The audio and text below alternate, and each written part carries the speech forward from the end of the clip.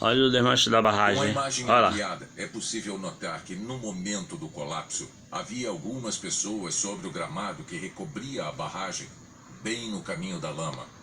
O chão cedeu quando elas tentavam fugir. A maioria desapareceu da cena. Outras pessoas que estavam no canto direito da barragem aparentemente escaparam. Essa outra ampliação mostra a onda arrastando tudo e chegando às instalações da Vale. A lama atingiu galpões que ficavam no caminho. Pessoas que estavam numa estrada correram, mas acabaram soterradas.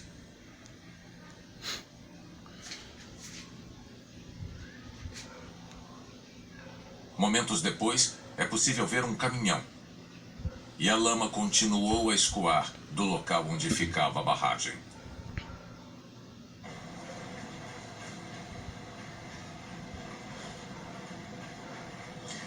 Além da velocidade com que a lama avançou, a dimensão do tsunami impressiona. Usando como referência as pessoas que aparecem na cena, a onda parece ter uma altura 12 vezes maior, que se movia a 70 km por hora. A Vale afirmou que entregou as imagens dessa câmera às autoridades no sábado à noite e que imagens de outras câmeras foram entregues nos dias seguintes. Elas ficavam numa área chamada de Zona Quente, interditada inclusive para a própria Vale. É o caso dessa câmera que nós vamos mover agora. Ela estava posicionada no topo da barragem e no fundo da imagem, vamos ver, surgiu uma nuvem de fumaça. Em poucos segundos, o chão do gramado desmoronou e desapareceu, enquanto a barragem se transformava num rio de lama. Agora nós vamos ver imagens da câmera que estava perto da linha de trem e da garagem da mina. Uma nuvem de poeira no alto do vídeo apareceu atrás dos trilhos do trem. É possível observar árvores e postes caindo em sequência. O trem que estava em movimento parou num determinado momento.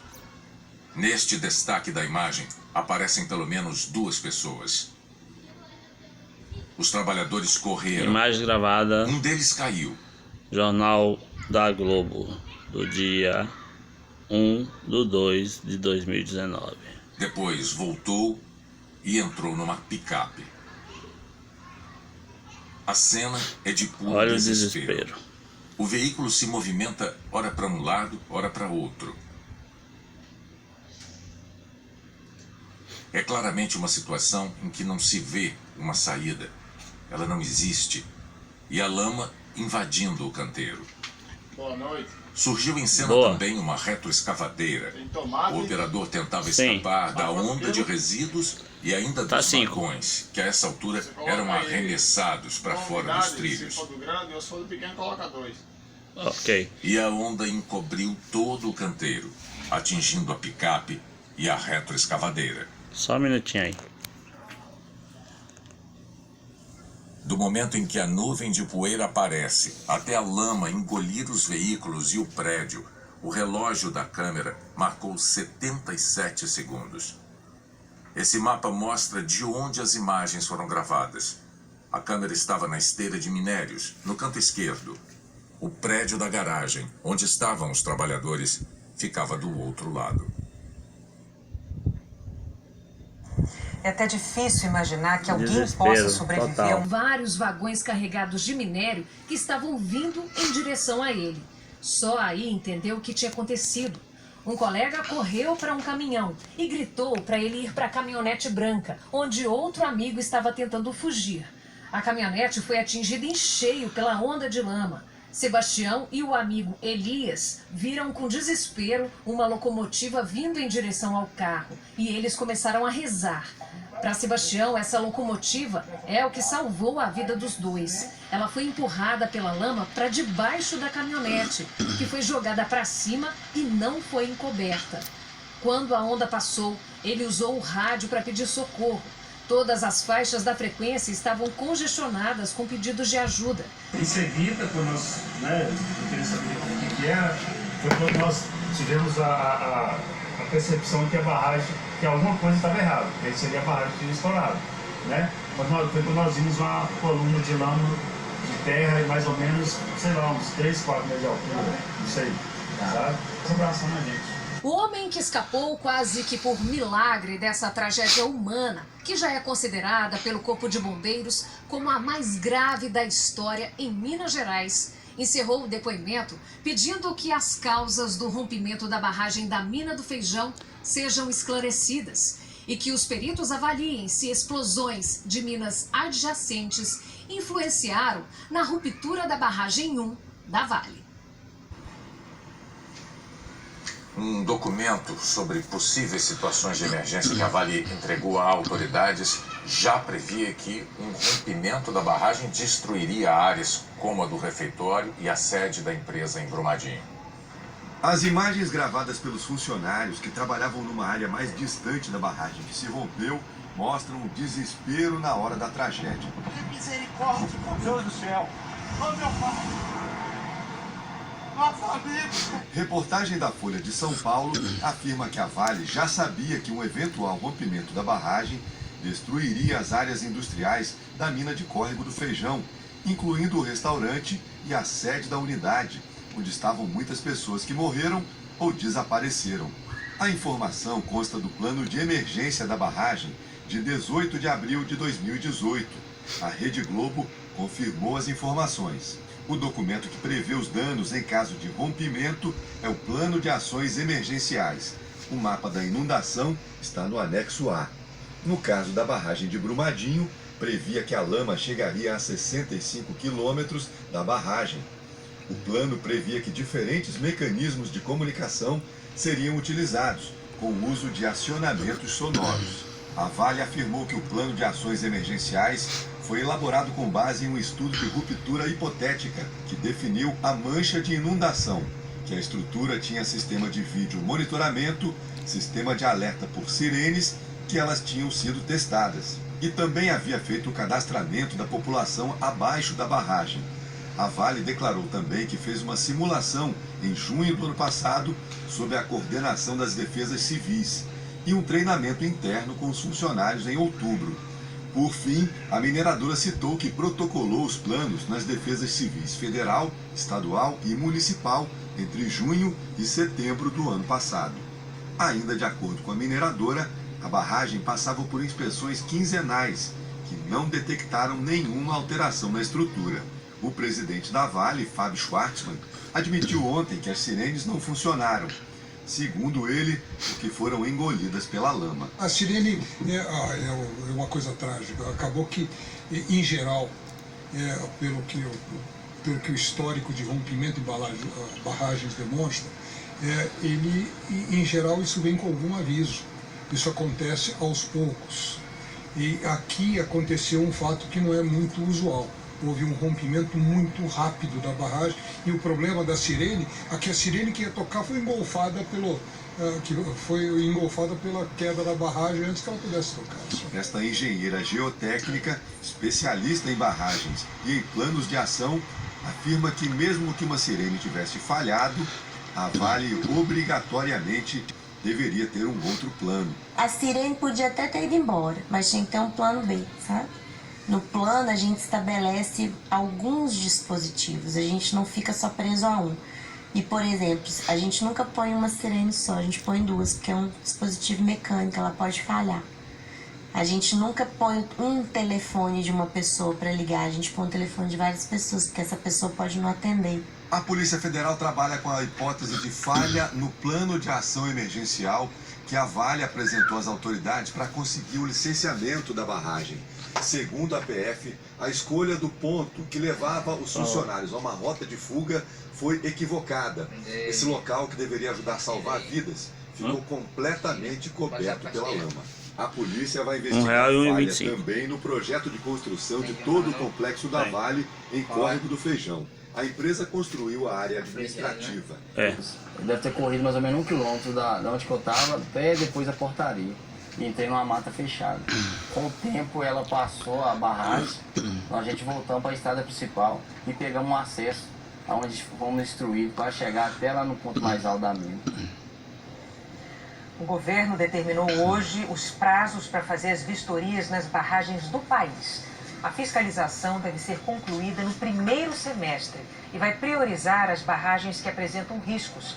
As vistorias nas 205 barragens de mineradoras terão que ser concluídas até o dia 30 de junho e as mais de 3.000 outras barragens até o fim do ano.